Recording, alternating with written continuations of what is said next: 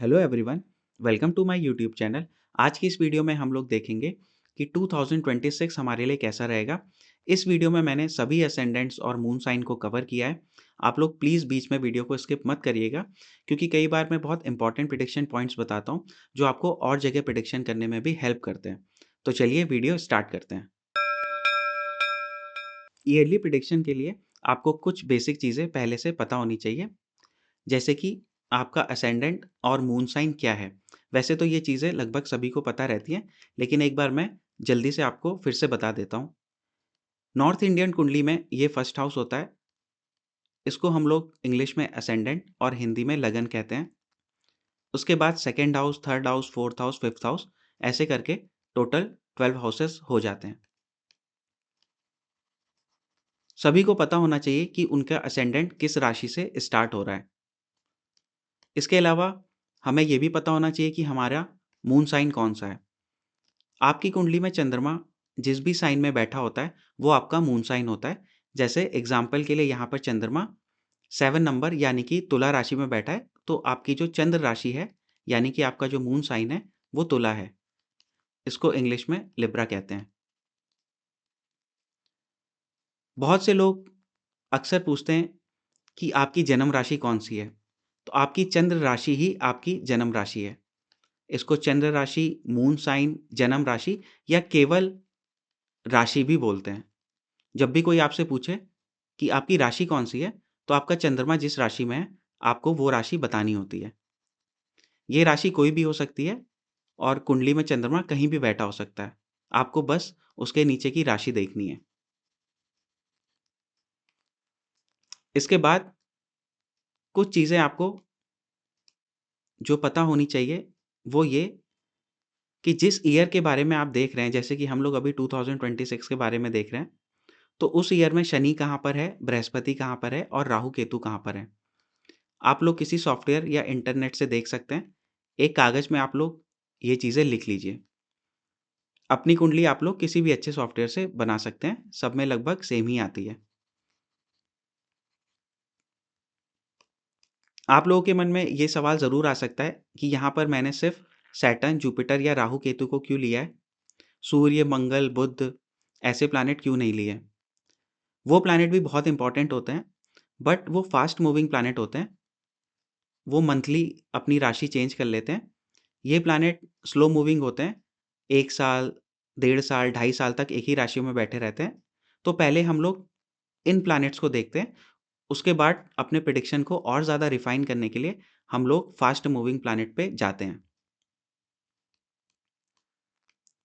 Planet की position के अलावा आपको एक और इम्पोर्टेंट चीज़ पता होनी चाहिए कि जो भी प्लैनेट है, वो किस टाइम पर रेट्रोग्रेड हो रहा है, ठीक है? अब ये क्यों पता होना चाहिए? इसका मैं आपको एक एग्ज़ाम्पल देता हूँ। जैसे कि शनि आजकल मीन राशि में है।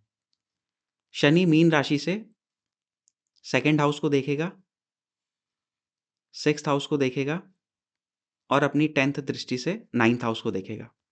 लेकिन जब शनि 2026 में रेट्रो होगा, जब भी प्लैनेट रेट्रो होता है, तो वो अपने प्रीवियस हाउस में असर करता है और प्रीवियस हाउस से भी हम उसके एस्पेक्ट को काउंट करते हैं।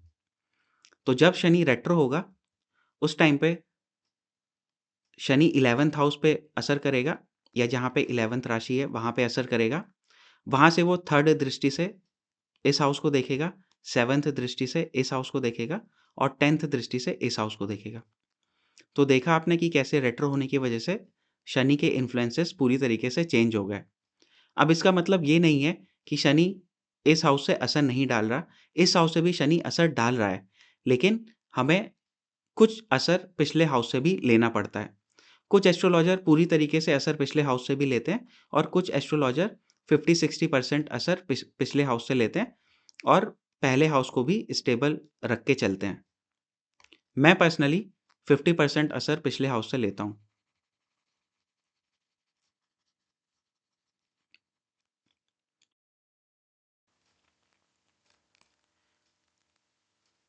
आपको ये भी पता होना चाहिए कि आपकी दशा कौन-सी है और वो आपके लिए कैसी है, अच्छी है या बुरी है। क्योंकि दशा हमारे जीवन में किसी इवेंट को कराती है, ट्रांज़िट उस इवेंट को डिलीवर करते हैं। अगर दशा हमारे जीवन में उस इवेंट को प्रॉमिस नहीं करेगी, तो ट्रांज़िट वो चीज़ नहीं करा पाएँगे। एग्ज़ाम्पल के तौर पे मैं आपको बहुत सिंपल एग्ज़ाम्पल बताऊँगा। अगर दशा नहीं चाहती है कि आपकी शादी ना हो, तो आपकी शादी की बातचीत चलेगी ट्रांज़िट की वजह से, बट शादी नहीं होगी। जब तक दशा नहीं चाहेगी कि आपकी शादी ना हो, तो ट्रांज़िट अगर अच्छे भी होंगे, तो शादी हो नहीं पाएगी, बस बातचीत हो पाएगी। ठीक है? तो ट्रांज़िट तभी किन्हीं चीज़ों को डिलीवर करते हैं, जब दशा उसे अलाउ करती है। तो आपको दशा की भी नॉलेज होनी चाहिए। एट लीस्ट इतनी नॉलेज होनी चाहिए कि आप जो चीज़ को डिज़ायर कर रहे हैं, क्या आपकी दशा उन चीज़ों को दिखा रही है या नहीं दिखा रही है। अच्छा-बुरा तो हम लोग बाद में भी देख सकते हैं, क्योंकि हर दशा में कुछ न कुछ अच्छा, कुछ न कुछ बुरा लगा रहता है। अब आ जाते हैं हम लोग 2026 में प्लैनेट्स की पोज़ीशन कहाँ-कहाँ पर है, ये देखते हैं। शनि 2026 में मीन राशि में रहेगा और राशि परिवर्तन नहीं करेगा। पूरे 2026 में वो मीन राशि में रहेगा। जुलाई 2026 से लेकर दिसंबर 2026 तक शनि रेट्रो रहेगा। ठीक है? तो इस बीच शनि, जैसा मैंने आपको अभी बताया था, प्रीवियस हाउस पर और प्रीवियस हाउस से जिन हाउसेस पर इफ़ेक्ट दे रहा था, उसके रिज़ल्ट भी देगा। 2027 में शनि एरीज़ में जाएगा जून के महीने में, तब शनि नीच का हो जाएगा। बृहस्पति की बात करते हैं तो बृहस्पति एक राशि 1 साल में बदलता है लगभग, लेकिन अभी बृहस्पति अतिचारी है। अतिचारी का मतलब होता है कि प्लैनेट की स्पीड बहुत ज़्यादा बढ़ जाती है। तो वो 1 साल की जगह कभी-कभी राशियाँ 6 महीने में या 5 महीने में ही कवर कर ले रहा है और नेक्स्ट राशि में पहुँच जा रहा है। जैसे कि अगर आप 2026 का मूवमेंट देखेंगे, तो अभी जनवरी 2026 है, अभी जुपिटर जेमिनी में है। ठीक है? जून 2026 में जुपिटर कैंसर में एंटर करेगा और अक्टूबर 2026 में 31 अक्टूबर 2026 में जुपिटर लियो में चले जाएगा। तो देखा आपने कैसे 1 साल में 1 राशि परिवर्तित करने वाला प्लैनेट एक ही साल में 3 राशियों में ट्रैवल कर रहा है। जुपिटर के अतिचार्य होने की वजह से दुनिया में काफ़ी युद्ध होते हैं और ये जुपिटर का अतिचारी मूवमेंट 2025 से ही स्टार्ट हो गया है।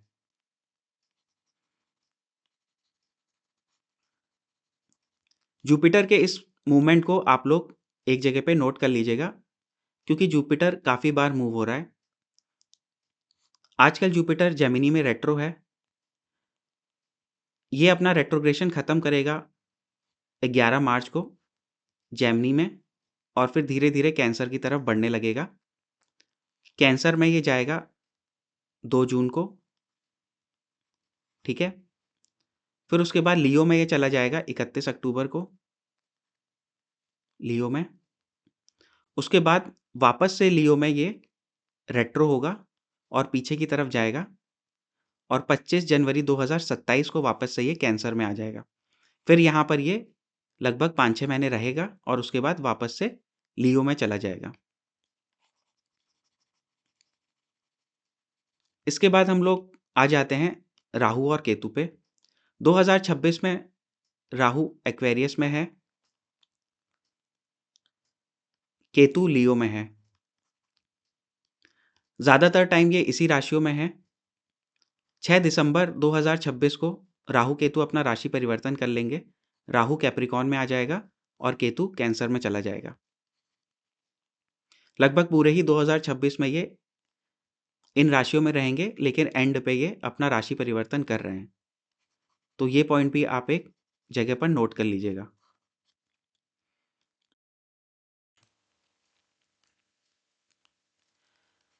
अब इन सारे ट्रांजिट को हम लोग कैसे कंबाइन करते हैं, उसके कुछ रूल्स होते हैं। आप लोग अपना चार्ट अपने पास निकाल लीजिए। अच्छा होगा कि आप लोग अपने चार्ट को रजिस्टर में बना लीजिए और एक पन्ने पर जो भी मैंने अभी आपको ट्रांजिट बताएँ, वो सारे लिख लीजिए। अब आपको यहाँ से वीडियो बहुत ध्यान से देखनी है। अब मैं आपको बताऊँगा कि आपको ट्रांजिट को अप्लाई कैसे करना है। सबसे पहला मेथड डबल ट्रांजिट।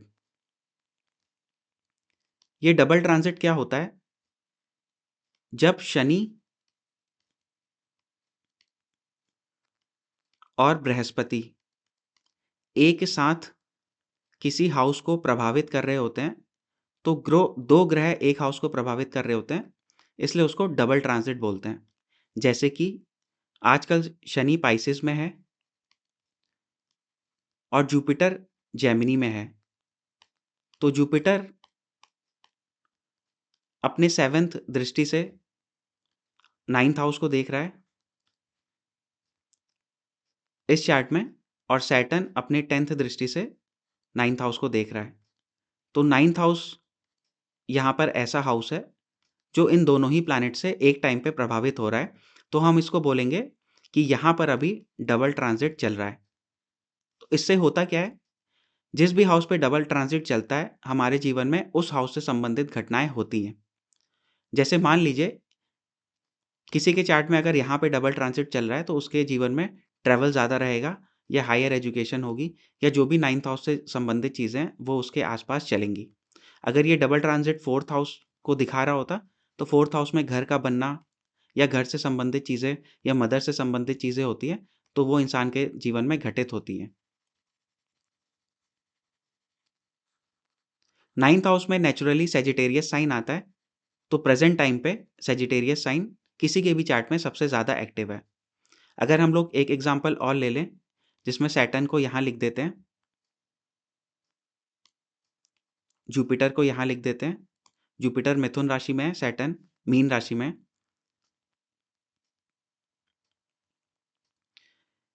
जुपिटर की 7th दृष्टि 7th हाउस पे पड़ रही है, और सैटर्न की 10th दृष्टि 7th हाउस पे पड़ रही है, जहाँ पे सैजिटेरियस का साइन है। तो हमारे पिछले एग्जाम्पल में हमारा सैजिटेरियस का साइन यहाँ पे था, ये हाउस एक्टिव था, तो ऐसे व्यक्ति के जीवन में इस हाउस से रिलेटेड चीज़ें चलेंगी, इस व्यक्ति के जीवन में इस हाउस से रिलेटेड चीज़ें चलेंगी। तो 2 एग्जाम्पल से मैंने आपको समझा दिया है कि डबल ट्रांजिट क्या होता है। इसको आप अपने चार्ट में अप्लाई करके देखिए। प्रेजेंट टाइम पे जहाँ पे भी आपके चार्ट में सैजिटेरियस का साइन है, किसी भी हाउस में हो, वो हाउस आपके जीवन में ज़्यादा एक्टिव रहेगा। उस हाउस से संबंधित चीज़ें, घटनाएँ या उस हाउस से संबंधित माहौल आपके जीवन में बनेगा। तो पहला पॉइंट क्या है? आपको अपने चार्ट में मार्क कर लेना है कि डबल ट्रांजिट कहाँ पर चल रहा है। इसके बाद हम लोग कैसे देखेंगे? सेकंड पॉइंट है, see if there is any planet in the transiting house. मतलब कि ये ग्रह जहाँ पर ट्रांजिट कर रहे हैं, क्या वहाँ पर कोई प्लैनेट है? जैसे कि सैटर्न हमारा मीन राशि से गुजर रहा है, तो क्या मीन राशि में कोई प्लैनेट बैठा हुआ है? हो सकता है यहाँ पे सन बैठा हो, मार्स बैठा हो, वीनस बैठा हो, कोई भी प्लैनेट बैठा हो सकता है। तो ये शनि उस प्लैनेट को असर करेगा और खुद भी उस प्लैनेट से ये इफ़ेक्ट हो जाएगा। उसके कुछ रिजल्ट्स होंगे, वो मैं अभी आपको बताऊँगा, वो आपको अपने चार्ट में अप्लाई करने हैं। सेम चीज़ आपको जुपिटर के लिए भी अप्लाई करनी है। इसके बाद जो हमारा नेक्स्ट पॉइंट है, हमें ये देखना है कि क्या कोई प्लैनेट 5th या 9th पोजीशन पे बैठा है, जहाँ से ट्रांजिट हो रहा है। जैसे कि शनि का ट्रांजिट मीन राशि से हो रहा है, तो हमने तो पहले पॉइंट में देखा कि क्या यहाँ पे कोई ग्रह बैठा हुआ है। अब यहाँ पे कोई ग्रह चाहे बैठा हो या ना बैठा हो, आपको इसके अलावा 5th और 9th यहाँ से काउंट करने पे 5th और 9th इन हाउसेस में जो भी प्लैनेट बैठे होंगे, उनको भी साइड में लिख लेना है। ठीक है? मान लेते हैं कि सैटर्न मीन राशि से ट्रांजिट कर रहा है। यहाँ पे सन है, यहाँ पे मार्स है और यहाँ पे कुछ नहीं है। तो आपको सन लिख लेना है, मार्स लिख लेना है। ठीक है? सेम चीज़ आपको जुपिटर के साथ भी करनी है, और सेम चीज़ आपको राहु और केतु के साथ भी करनी है। जहाँ से ये प्लैनेट गुजर रहे हैं, वहाँ पे अगर कोई प्लैनेट है तो उसको लिख लेना है। अगर कोई प्लैनेट है तो लिख लीजिए, अगर नहीं है तो 5th और 9th प्लेस पे भी देख लीजिए कि क्या अगर कोई प्लैनेट है। ऐसा नहीं है कि अगर कोई प्लैनेट यहाँ पे होगा तो 5th और 9th को नहीं देखना है, हमें तीनों को ही देखना है, ठीक है? ऐसे करके आपके पास कुछ प्लैनेट आ जाएँगे। उसके बाद हमें रेट्रोग्रेशन के लिए चेक करना है, जैसे कि मैंने अभी आपको प्रीवियस वीडियो में बताया था। उससे क्या होगा कि मान लीजिए सैटर्न यहाँ पर है, अब यहाँ पे कोई प्लैनेट नहीं है, लेकिन जब शनि रेट्रो होगा, तो यहाँ पर प्रीवियस हाउस में जो प्लैनेट पोज़िटेड होगा, शनि का असर उसके ऊपर आएगा और उस प्लैनेट के असर को भी शनि अपने ऊपर ले लेगा। ठीक है? तो प्रीवियस हाउस के प्लैनेट को भी आप अपने पास लिख के रख लीजिए। इसके बाद आपको ये देखनी है कि जो प्लैनेट वहाँ पे बैठा हुआ है, उसकी लॉर्डशिप क्या है? ये आपको सिर्फ़ बैठे हुए प्लैनेट के साथ ही देखनी है, 5th और 9th वाले प्लैनेट के साथ नहीं देखनी है। यानी कि शनि अगर यहाँ पर है, सपोज़ करिए यहाँ पे आपके बर्थ चार्ट में पहले से सन बैठा हुआ है। शनि जब ट्रांज़िट करता हुआ यहाँ पर आया, तो वो सन से मिला।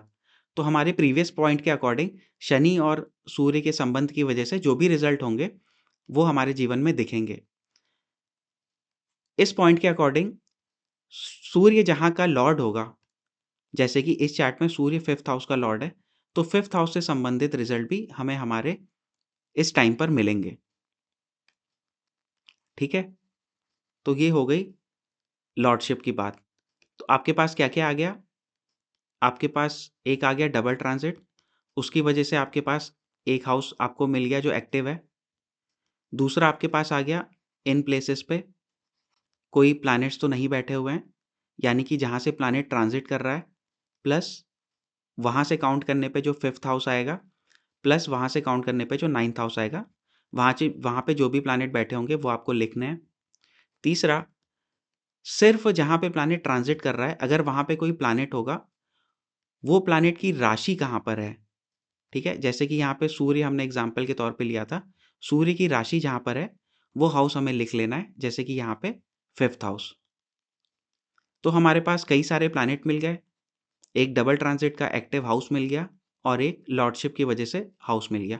अगर यहाँ पे कोई प्लैनेट नहीं है, तो हम किसी भी लॉर्डशिप को काउंट नहीं करेंगे। 5th और 9th पोज़ीशन पे किसी प्लैनेट के होने पर भी हम लॉर्डशिप को काउंट नहीं करते हैं। ठीक है? इतनी चीज़ आप लोग अपने पास लिख लीजिएगा। अब जब भी कोई प्लैनेट किसी प्लैनेट से गुज़रता है, यहाँ पे मेनली हम लोग सैटर्न ले रहे हैं, जुपिटर, राहु और केतु ले रहे हैं। तो जब भी सैटर्न, जुपिटर, राहु, केतु किसी प्लैनेट से गुज़रेंगे, तो उसके क्या रिज़ल्ट होंगे, ये मैं आपको अब बताऊँगा। इस पेज में मैंने जुपिटर के रिज़ल्ट्स के बारे में लिखा हुआ है।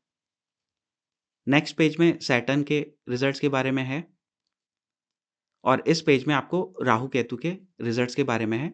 मैंने सभी प्लैनेट इसमें इंक्लूड किए हुए हैं। आप आराम से इसको या तो नोट कर सकते हैं या स्क्रीनशॉट ले सकते हैं। अब ये वर्क कैसे करता है? बहुत ईज़ी है। जैसा कि मैंने आपको पहले बताया, आपने ये सारी चीज़ें नोट कर ली होंगी। अब सपोज़ किसी का जेमिनी साइन यहाँ पर है और यहाँ पे ऑलरेडी सन बैठा हुआ है बर्थ चार्ट में। जुपिटर ट्रांज़िट करता हुआ इसके ऊपर आया और हमने देखा कि जुपिटर सन के ऊपर से जा रहा है। तो बस आपको ये टेबल देखनी है और इसमें देखना है कि जब जुपिटर का ट्रांज़िट सन के ऊपर से होता है तो क्या प्रभाव होता है। तो व्यक्ति को रिकॉग्निशन मिलता है, प्रमोशन मिलता है, उसको फ़ेवर मिलता है अथॉरिटीज़ से, बॉसेस से या फ़ादर से। ये बहुत सिंपल है। जो भी सन के सिग्निफिकेशंस होंगे, उन्हें हमने जुपिटर के साथ जोड़ दिया है। जुपिटर जीव को दिखाता है यानी कि खुद इंसान को दिखाता है। तो जब इंसान सूर्य के ऊपर से गुज़रा, तो उसको पिता का सहयोग प्राप्त हुआ, अपने बॉसेस का, अथॉरिटी का सहयोग प्राप्त हुआ। क्योंकि सूर्य रिकॉग्निशन, नेम, फेम, प्रमोशन इनको दिखाता है, तो वो सब भी उन्हें प्राप्त होगा। प्राप्त तभी होगा जब अच्छी दशा भी चल रही होगी, वरना कुछ नहीं होगा। सिर्फ़ बातें होंगी और बातें होके ही टाइम गुज़र जाएगा। इस चार्ट में हम क्या बोलेंगे? जैसे जुपिटर जेमिनी से जा रहा है, वहाँ पे पहले से सन बैठा हुआ है, तो इस व्यक्ति के जीवन में रिकॉग्निशन, फादर का सपोर्ट, ये सारी चीज़ें आएँगी। एक दूसरा एग्ज़ाम्पल ले लेते हैं, जैसे कि यहाँ पे सूर्य की जगह चंद्रमा बैठा हुआ है। अब अगेन जुपिटर ट्रांज़िट करते हुए आया और इस चंद्रमा पे गुज़रा। तो हम क्या बोलेंगे? चंद्रमा किस चीज़ को दिखाता है? ट्रैवल को। तो हम ये बोलेंगे कि अब ये व्यक्ति इस टाइम पीरियड पे ज़्यादा ट्रैवल करेगा। ठीक है? यहाँ पे मून के पास लिखा हुआ है मैंने, ट्रैवल, चेंज इन रेज़िडेंस, ठीक है? कोल्ड रिलेटेड प्रॉब्लम, ये सब। तो जुपिटर जिन-जिन प्लैनेट से टकराएगा या जो प्लैनेट 5th और 9th हाउस में होंगे, उस पोज़ीशन से वो आपको लिख लेना है। जैसे कि जो मैंने अभी आपको ये रिज़ल्ट बताया, ये तब भी एप्लीकेबल होगा अगर चंद्रमा किसी का यहाँ पे होगा, ठीक है? या फिर चंद्रमा यहाँ पे होगा। तो जुपिटर ट्रांज़िट करता हुआ जेमिनी राशि में आया, अब यहाँ पे कोई प्लैनेट नहीं है, कोई बात नहीं। आप 5th और 9th पोज़ीशन को देख लीजिए। अगर आपको वहाँ पे कोई प्लैनेट मिलता है, तो जो भी प्लैनेट होगा, इस टेबल से आप उसके रिज़ल्ट देख लीजिए और अपने चार्ट पे अप्लाई करिए। आपको देखने को मिलेगा कि ये चीज़ें आपके जीवन में घटित हो रही हैं। सेम चीज़ आपको सैटर्न के साथ भी करनी है और सेम चीज़ आपको राहु केतु के साथ भी करनी है। ये मैंने सैटर्न के बारे में लिखा हुआ है। सैटर्न पर भी आपको मैं एक एग्ज़ाम्पल दे देता हूँ। सपोज़ करिए किसी के बर्थ चार्ट में केतु यहाँ पे बैठा है, कैंसर के साइन में। सैटर्न प्रेज़ेंट टाइम पे पाइसेस से गुज़र रहा है। तो यहाँ पे अभी हमने कोई प्लैनेट नहीं बैठाया है, एग्ज़ाम्पल को सिंपल करने के लिए। लेकिन जब सैटर्न यहाँ पे आया, तो सैटर्न का कनेक्शन बन गया केतु के साथ, ठीक है? यहाँ पे भी अभी हम किसी प्लैनेट को नहीं बैठाते हैं। तो सैटर्न का जब केतु के साथ कनेक्शन बना, तो उसके क्या रिज़ल्ट हुए? केतु किन चीज़ों को दिखाता है? जॉब छोड़ने को, जॉब चेंज करने को, काम में मन नहीं लग रहा है या व्यक्ति एमलेस भटक रहा है। तो इस टाइम पीरियड में व्यक्ति एमलेस भटकेगा, काम करने का मन नहीं करेगा या कम काम करेगा या उसके मन में बहुत ज़्यादा आलस आएगा। अब ये चीज़ें तब भी होंगी जब केतु यहाँ पे होता, ये चीज़ें तब भी होती जब केतु यहाँ पे होता, ठीक है? तो इस तरीके से आप राहु, केतु, शनि, बृहस्पति सभी के रिज़ल्ट्स अपने-अपने चार्ट में अप्लाई कर सकते हैं। यहाँ पे मैंने सब दे रखे हैं, आप एक बार स्क्रीनशॉट ले लीजिए। ये जुपिटर का है, यहाँ पे मैंने मेंशन कर रखा है Jupiter transit over natal planets, Saturn transit over natal planets and Rahu Ketu transit over natal planets, ठीक है? इसके बाद हम अपनी एप्लीकेशन को थोड़ा और एक्सटेंड करते हैं। अब हम और भी चीज़ों को अप्लाई करके देखते हैं। सबसे पहले जैसा कि हमने बात करी थी डबल ट्रांजिट का एक्टिवेशन। मैंने आपको बताया था कि शनि प्लस जुपिटर एक हाउस को एक साथ जब एक्टिव करते हैं तो उसको डबल ट्रांजिट बोलते हैं। अब जैसा कि आपने देखा कि जुपिटर 2026 में थोड़े टाइम तो मिथुन राशि में था, फिर थोड़े टाइम कर्क राशि में रहेगा और फिर थोड़े टाइम सिंह राशि में रहेगा। तो डबल ट्रांजिट में जो हाउस एक्टिव हो रहा था वो भी बदल जाएगा। यहाँ पे मैंने लिख रखा है, आप इसको नोट कर लीजिए, ठीक है? जब बृहस्पति मिथुन में रहेगा तो आपका जो डबल ट्रांजिट वाला हाउस होगा वो सैजिटेरियस होगा। जब बृहस्पति कैंसर में जाएगा तब पाइसेस होगा। जब बृहस्पति लियो में जाएगा तो अगेन सैजिटेरियस ही होगा, ठीक है? जब बृहस्पति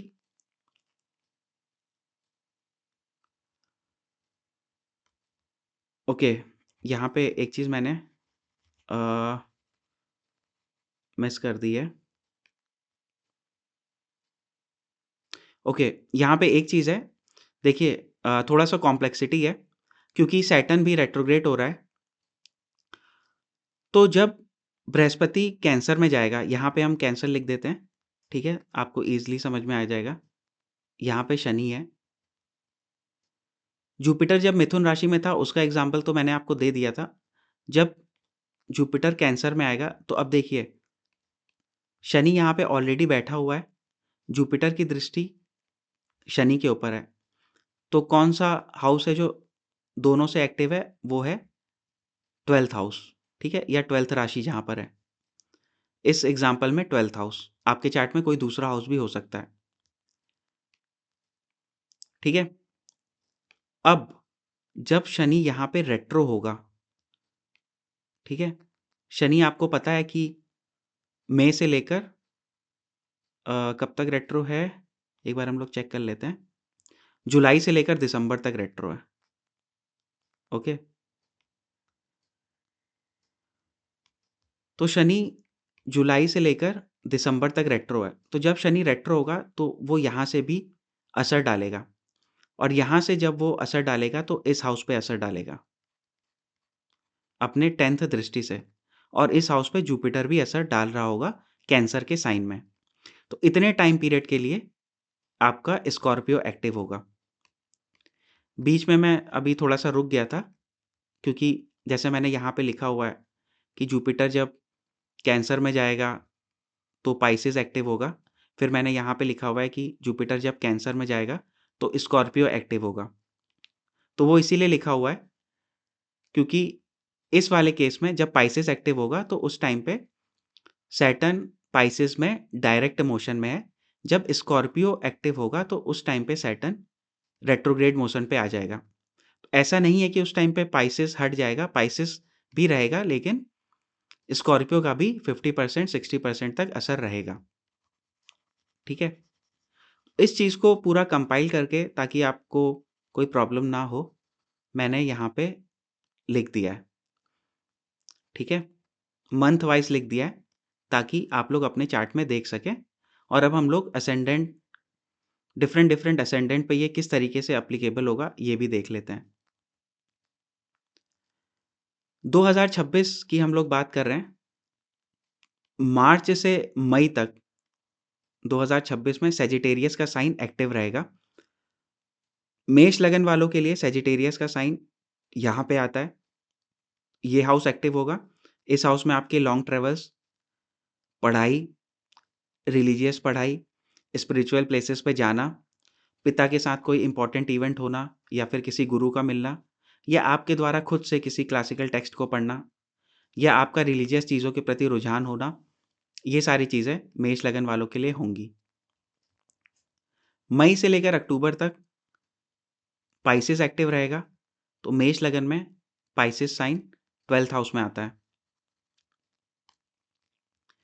अगेन मेष लगन वालों के लिए ट्रैवल के लिए बहुत अच्छा टाइम पीरियड है, क्योंकि सैजिटेरियस भी ट्रैवल को दिखाता है, उसके बाद पाइसेस एक्टिव हो रहा है तो पाइसेस भी ट्रैवल को दिखाता है। तो मेष लगन वालों के लिए ट्रैवल के रिस्पेक्ट में अगर हम देखें तो 2026 बहुत ज़्यादा इंपॉर्टेंट होने वाला है, ठीक है। अक्टूबर से दिसंबर तक अगेन सैजिटेरियस, फिर जुलाई से अक्टूबर तक 50% स्कॉर्पियो में भी ऐसा रहेगा, और अक्टूबर से दिसंबर तक जब सैटर्न भी रेट्रो होगा और जुपिटर लियो साइन में आ जाएगा तो एक्वेरियस साइन एक्टिव हो जाएगा, तो उस टाइम पे 50% एक्वेरियस भी एक्टिव रहेगा।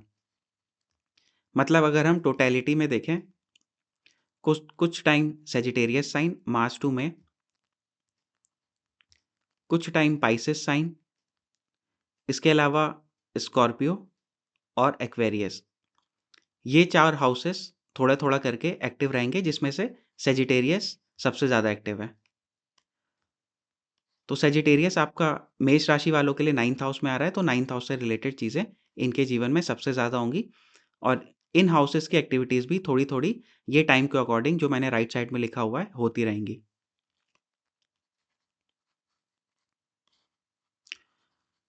अब हम लोग टॉरस पे आ जाते हैं, तो टॉरस के लिए सैजिटेरियस साइन यहाँ पे आएगा, ठीक है। मार्च से मई तक 8th हाउस एक्टिव रहेगा, जहाँ पे सैजिटेरियस का साइन है, टॉरस लगन वालों के लिए।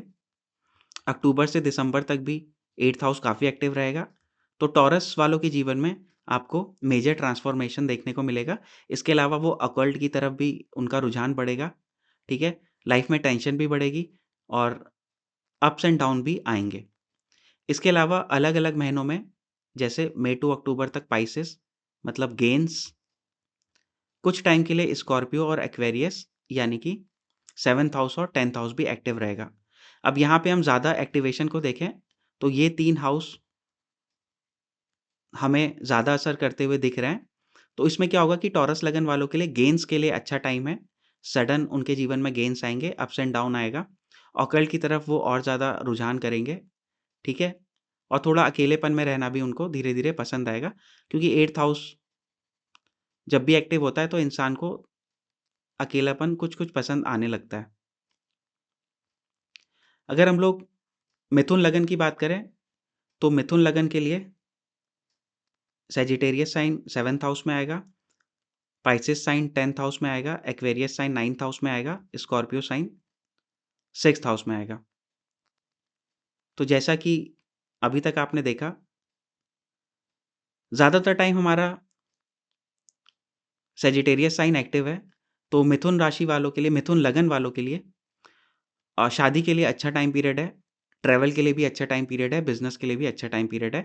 करियर के लिए मोस्टली काफ़ी अच्छा टाइम पीरियड है। अगर हायर एजुकेशन के लिए जाना चाहते हैं रिगार्डिंग करियर, तो भी काफ़ी अच्छा टाइम पीरियड है।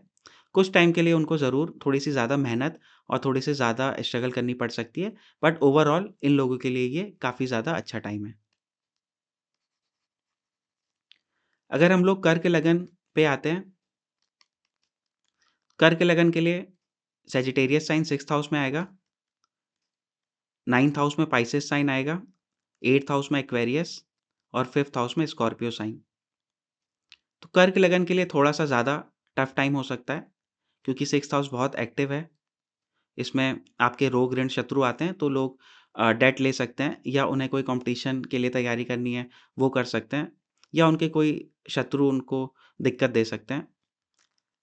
पढ़ाई के लिए बहुत अच्छा टाइम है, कर्क लगन वालों के लिए।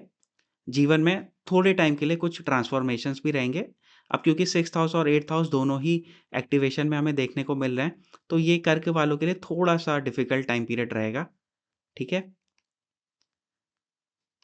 जो भी मैं बात कह रहा हूँ, ये आपको जो मैंने आपको प्रीवियस जो पैरामीटर्स बताएँ कि प्लैनेट दूसरे प्लैनेट से कैसे गुज़र रहे हैं, उनको ध्यान में रखते हुए और अपनी दशा को ध्यान में रखते हुए ही अप्लाई करना है, ठीक है? उसके बाद लियो लगन वालों के लिए अगर हम देखें, सैजिटेरियस साइन 5th हाउस में, पाइसेस 8th हाउस में, एक्वेरियस 7th में और स्कॉर्पियो 4th हाउस में आएगा, जिसमें से 5th और 8th काफ़ी एक्टिव होता हुआ दिख रहा है। अगर ऐसे व्यक्ति आईटी फील्ड में हैं, तो उनके लिए अच्छा समय है। रिलीजियस चीज़ें पढ़ने के लिए, ऑकल्ट साइंस में इंटरेस्ट होने के लिए और रिलीजियस प्लेसेस में ट्रैवल के लिए भी ये अच्छा टाइम है। घर से रिलेटेड काम भी ऐसा व्यक्ति करा सकता है। अगर शादी से संबंधित कुछ काम है, तो भी ऐसा व्यक्ति इस टाइम पे कर सकता है, लेकिन इसकी उम्मीद काफ़ी ज़्यादा कम है। जैसा कि आप लोगों को पता है, मेजरली हमारा 5th हाउस बहुत एक्टिव है, तो अगर सिंह लगन वाला व्यक्ति पिछले 1-2 साल में उसकी शादी हुई है, तो बेबी होने के लिए ये सबसे ज़्यादा अच्छा टाइम है।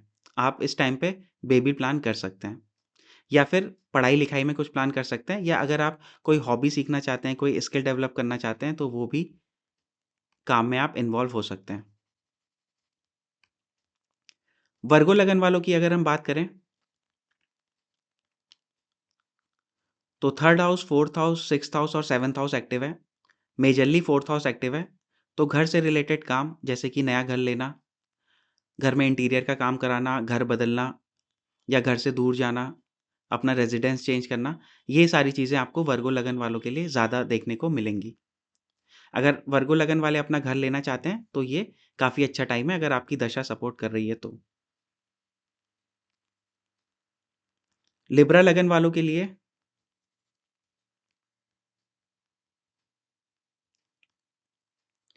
लिब्रा लगन वालों के लिए ज़्यादातर 3rd हाउस इसमें एक्टिव है, जो शॉर्ट ट्रैवल्स को दिखाता है। कम्युनिकेशन के लिए अच्छा है। शॉर्ट ट्रैवल यहाँ पे हम लोग ज़्यादा कंसीडर कर सकते हैं। थर्ड हाउस में क्योंकि यंगर सिबलिंग आते हैं, तो हो सकता है यंगर सिबलिंग से इम्पोर्टेंट इवेंट कोई आपकी लाइफ में हो, वो आगे बढ़े, उसके जीवन में प्रोग्रेस हो या फिर उसकी नौकरी लग जाए या फिर वो कहीं पे और रहने चले जाए, ऐसा कुछ भी इवेंट हो सकता है।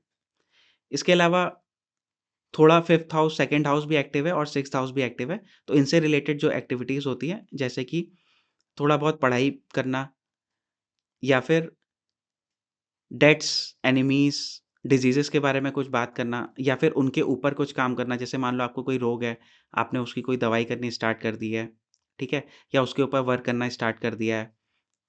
ये सब चीज़ें लिब्रा लगन वालों के साथ ज़्यादा होंगी। स्कॉर्पियो लगन में देख लेते हैं। स्कॉर्पियो लगन वालों के लिए सेकंड हाउस प्रेज़ेंट टाइम पे काफ़ी ज़्यादा एक्टिव है।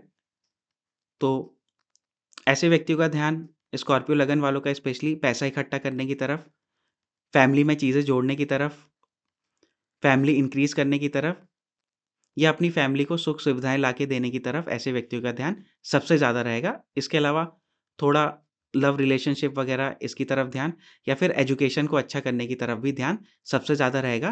ट्रैवल की तरफ ध्यान थोड़ा-सा कम रहेगा, क्योंकि स्कॉर्पियो बहुत ज़्यादा टाइम के लिए एक्टिव नहीं है, ठीक है? घर से संबंधित चीज़ें भी वो देख सकता है, लेकिन पूरा होने में थोड़ी परेशानी आएगी, क्योंकि अगेन यहाँ पे एक तो सैटर्न का साइन आता है, उसके बाद अगर हम लोग यहाँ पे देखते हैं, तो ये सिर्फ़ 50% तक ही एक्टिव है, इतना स्ट्रॉन्गली एक्टिव नहीं है।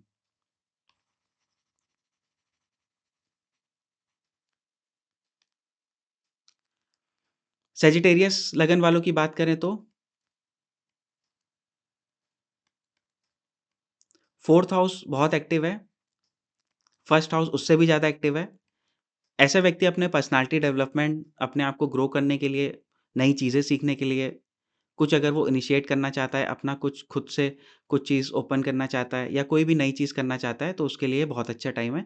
घर के लिए भी ऐसा व्यक्ति सोच सकता है और थोड़े बहुत शॉर्ट ट्रैवल इनकी लाइफ में भी 2026 में रहेंगे। अगर हम लोग कैप्रिकॉर्न लगन की बात करें तो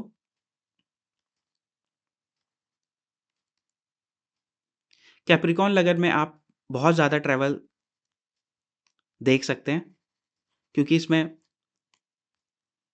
ट्रैवल के दोनों हाउसेज़ एक्टिव हैं और स्पेशली 12th हाउस एक्टिव है। तो ऐसे व्यक्ति को फ़ॉरेन जाने का अच्छा चांस रहेगा, ट्रैवल का बहुत अच्छा चांस रहेगा। अगर वो ऑनलाइन कम्युनिकेशन के वर्क में है, तो वो चीज़ें बढ़ जाएँगी। अगर ऐसा व्यक्ति ट्रैवल नहीं कर पाता है, अगर उसकी दशाएँ सपोर्ट नहीं करती हैं, तो फिर ऐसे व्यक्ति के जीवन में थोड़ा-सा चिंताएँ ज़्यादा रहेंगी, क्योंकि 12th हाउस हमारे हॉस्पिटलाइज़ेशन या हॉस्पिटल के चक्कर काटने को भी दिखाता है, तो वो चीज़ें इसके जीवन में ज़्यादा रहेंगी कि हॉस्पिटल पे थोड़ा ज़्यादा खर्चा हो जाएगा। एक्वेरियस को अगर हम लोग देखें, तो इस टाइम पे 11th हाउस बहुत एक्टिव है, तो कुछ भी अगर आप अपने जीवन में पाना चाहते हैं, तो उसके लिए अच्छा टाइम है। अगर आप पैसे इकट्ठा करना चाहते हैं या कोई एसेट इकट्ठा करना चाहते हैं या आपकी कोई और भी डिज़ायर है, उसको आप फुलफ़िल करना चाहते हैं, क्योंकि 11th हाउस डिज़ायर का होता है। 11th हाउस पे ही इस समय सबसे ज़्यादा ज़ोर है। अगर आप किसी तरीके की डिज़ायर फुलफ़िल करना चाहते हैं, कोई किसी चीज़ को प्राप्त करना चाहते हैं, तो ये अच्छा टाइम है। इसके अलावा अपने कनेक्शंस बढ़ाने के लिए, अपना सोशल सर्किल बढ़ाने के लिए भी ये अच्छा टाइम है। हो सकता है ऐसे टाइम पे आपके जीवन में कई सारे लोग आकर आपसे जुड़ें। बाकी लगन और 10th हाउस पे स्कॉर्पियो राशि और लगन पे एक्वेरियस राशि होने की वजह से थोड़ा-सा करियर और अपने ऊपर भी व्यक्ति ध्यान देने लगेगा। बट जैसा कि मैंने आपको बताया, जहाँ पे सजिटेरियस साइन है, वहाँ पे आपको थोड़ा ज़्यादा ध्यान देना है। स्पाइसेस लगन वालों के लिए देखेंगे तो करियर के रिगार्डिंग काफ़ी ज़्यादा इंपॉर्टेंट टाइम है। करियर में अगर इंसान प्रोग्रेस करना चाहता है, जॉब में कुछ अच्छा हासिल करना चाहता है, अपने पद को बढ़ाना चाहता है, तो ऐसे व्यक्ति को इस टाइम पे ज़्यादा मेहनत करनी चाहिए। करियर के लिहाज से स्पाइसेस वालों के लिए, स्पाइसेस लगन वालों के लिए 2026 काफ़ी ज़्यादा अच्छा है। इसके अलावा 50% यहाँ पे अगर आप लोग देखेंगे, तो 9th हाउस और 12th हाउस का भी इम्पैक्ट है। तो स्पिरिचुअल चीज़ें पढ़ने, सीखने या स्पिरिचुअल जगहों पर जाने के लिए भी ये अच्छा समय है।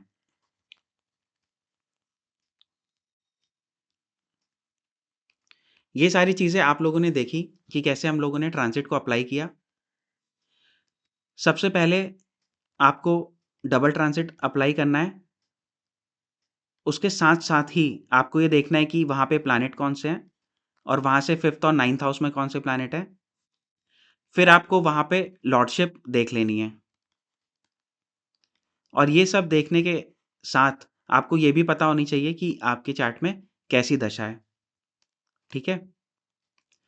किसी चार्ट में कोई भी चीज़ तब असर करती है जब उस चार्ट का योग होगा। जैसे मान लीजिए किसी के चार्ट में शादी का योग है ही नहीं। अब अगर शादी के हाउस यानी कि 7th हाउस के लॉर्ड की दशा भी आ जाएगी, तो भी उसकी शादी नहीं होगी। तो फिर ट्रांज़िट उसको कुछ डिलीवर नहीं करेगा। तो किसी भी कुंडली में सबसे इम्पोर्टेंट होता है योग। योग का मतलब है कि आपके चार्ट में किसी भी चीज़ के होने का योग यानी कि प्रभाव होना चाहिए, उसका कॉम्बिनेशन होना चाहिए कि वो घटना आपके जीवन में आपके बर्थ के टाइम के पहले से ही निश्चित हो गई है, ठीक है? फिर दशा आनी चाहिए। मान लीजिए किसी के चार्ट में शादी का योग है, लेकिन उस शादी की दशा आ रही है 40 साल में, तो 40 साल में दशा आएगी तो 40 साल में शादी होगी और जब ट्रांज़िट आएगा तो उस टाइम पे शादी हो जाएगी। लेकिन किसी के चार्ट में योग है और दशा 25 साल में ही आ गई, तो 25 साल में शादी हो जाएगी, उस टाइम पे ट्रांज़िट उसको शादी डिलीवर कर देगा। लेकिन किसी के चार्ट में अगर योग ही नहीं है, तो दशा के आने से भी कुछ नहीं होगा और ट्रांज़िट के आने से तो फिर कुछ भी नहीं होगा। बस खाली बातें होती रहेंगी और समय निकल जाएगा। इस तरीके से आप अपने चार्ट में ट्रांज़िट को लगा के देखेंगे। अब यहाँ पे जो प्रैक्टिसिंग एस्ट्रोलॉजर हैं या जो एस्ट्रोलॉजी की प्रॉपर पढ़ाई कर रहे हैं, उनके लिए कुछ इम्पोर्टेंट पॉइंट हैं। अगर आपको जो भी मैंने आपको चीज़ें बताई है, उन रिज़ल्ट्स को अगर आपको ज़्यादा रिफ़ाइन करना है, तो आप राशि को देखिए, उनके कैरेक्टरिस्टिक अप्लाई करिए, डिग्रीज़ को देखिए। जब भी प्लैनेट किसी दूसरे प्लैनेट से गुज़रता है, तो जो नीचे पहले से बैठा हुआ प्लैनेट होता है, उसकी डिग्रीज़ कितनी है या फिर आपकी असेंडेंट की डिग्रीज़ कितनी है, वो बहुत मैटर करती हैं कि आपके साथ इवेंट कब होगा। उसके बाद प्लैनेट किस नक्षत्र से जा रहा है, उसके भी रिज़ल्ट होते हैं। वो उसका खुद का नक्षत्र है या शत्रु का नक्षत्र है, उस पे भी रिज़ल्ट्स डिपेंड करते हैं और नवमांश की पोज़ीशन पे डिपेंड्स करती है। ये एडवांस जो लर्नर हैं, उनके लिए हैं। इसके अलावा जो फ़ास्ट मूविंग प्लैनेट हैं, जैसे कि सूर्य, बुध, शुक्र, उनके मूवमेंट को भी फिर हम लोग अप्लाई करके देखते हैं। एक यहाँ पे मैंने एग्ज़ाम्पल ले रखा है, 2 एग्ज़ाम्पल है बल्कि, आपको एक-एक करके बताता हूँ मैं। देखिए, अब जैसे ये किसी व्यक्ति का चार्ट है, इसमें मैं प्रेज़ेंट टाइम पे अगर ट्रांज़िट को अप्लाई करूँ, तो सैटर्न आजकल आपको पता है पाइसेस में है। आप भी अपने चार्ट में ऐसे अप्लाई करके देखिएगा। सैटर्न ये मान लीजिए आपका खुद का ही चार्ट है, तो आपने सॉफ्टवेयर से चार्ट निकाला, आपको आपने देख लिया कि आपके प्लैनेट किधर-किधर हैं। आपने देखा सैटर्न पाइसेस में है, तो सैटर्न को यहाँ पे लिख दिया। उसके बाद जुपिटर आजकल सैजिटेरियस में है, सॉरी जुपिटर आजकल जेमिनी में है, तो जुपिटर को यहाँ पे लिख दिया, जहाँ पे जेमिनी है। ठीक है? अब यहाँ पे देखिए सैटर्न के नीचे सैटर्न है, तो सैटर्न का सैटर्न के ऊपर जाने से कुछ रिज़ल्ट होंगे। वो जो मैंने आपको टेबल बताई थी, आप वहाँ से देख लीजिएगा। और जुपिटर का चंद्रमा और सूर्य के ऊपर जाने से कुछ रिज़ल्ट होंगे। जो मैंने आपको टेबल बताई है, वहाँ से आप लोग उसको भी देख सकते हैं। इन सारे रिज़ल्ट्स को आप अपने पास किसी कॉपी में लिख लीजिएगा, ठीक है? यही चीज़ें आपके जीवन में घटित होंगी। जैसे कि अगर मैं इस कुंडली पे एक शॉर्ट प्रेडिक्शन आपको बताऊँ, इस व्यक्ति का जुपिटर यहाँ से गुज़र रहा है, ठीक है? तो जुपिटर चंद्रमा से जब गुज़रता है, तो व्यक्ति के जीवन में ट्रैवल होता है। अब यहाँ पे सूर्य भी बैठा हुआ है, तो हम ये ऐसा मान सकते हैं, इस व्यक्ति के जीवन में जब ट्रैवल होगा, तो उसको कुछ एलाइट पर्सन भी मिलेंगे या कोई बॉसेस मिलेंगे या ऐसे पर्सन मिलेंगे जो अच्छे पद में हो या हो सकता है वो जो ट्रैवल कर रहा हो, वो अपने पिता के साथ कर रहा हो क्योंकि सन पिता को भी दिखाता है। अब इस जुपिटर से 5th हाउस में राहु भी बैठा हुआ है, 9th हाउस में कुछ नहीं है, तो राहु को भी हम इसमें ऐड कर लेंगे। तो हम ये कह सकते हैं कि शायद ये व्यक्ति का जो ट्रैवल है, वो अपने पिता के साथ है और वो कहाँ पे है? राहु, यानी कि अपने समाज से एकदम डिफरेंट जगह पे है। हो सकता है वो विदेश भी हो या हो सकता है वो ऐसी जगह हो जहाँ पे बहुत ज़्यादा कल्चर का डिफरेंस होता है, ठीक है? तो इस तरीके से हम लोग प्लैनेट को मिक्स करके प्रेडिक्शन करते हैं। ऐसे ही आप लोग शनि के लिए भी देख लेंगे। शनि पाइसेस से गुज़र रहा है, तो यहाँ पे ऑलरेडी शनि बैठा हुआ है और 5th पे कुछ नहीं है, 9th पे जुपिटर है। तो हमारे पास 2 प्लैनेट का असर आ गया, सैटर्न और जुपिटर। तो सैटर्न जब सैटर्न से गुज़रता है, तो काम का बर्डन बढ़ता है और जब सैटर्न का संपर्क जुपिटर से होता है, तो काम में प्रोग्रेस होती है। तो अब इन दोनों चीज़ों को हम लोग एक साथ मिला देंगे, मतलब इस टाइम पे 2026 में ये व्यक्ति को काम का बर्डन होगा, इसको एक्स्ट्रा एडिशनल काम मिलेगा, लेकिन वो इस काम को कर पाएगा और इसको प्रोग्रेस भी मिलेगी क्योंकि जुपिटर यहाँ पे है, ठीक है? तो इस तरीके से आप चार्ट पे प्रेडिक्शन करेंगे। आई होप आप लोगों को ये वीडियो काफ़ी पसंद आई होगी। आप लोगों को अगर नहीं समझ में आया होगा तो आप मुझे कमेंट करके पूछ सकते हैं। आप लोगों को पर्सनल अगर कुछ क्वेश्चन होंगे तो वो भी आप मुझसे कमेंट करके पूछ सकते हैं। मिलते हैं हम लोग नेक्स्ट वीडियो में। तब तक के लिए thank you so much for watching.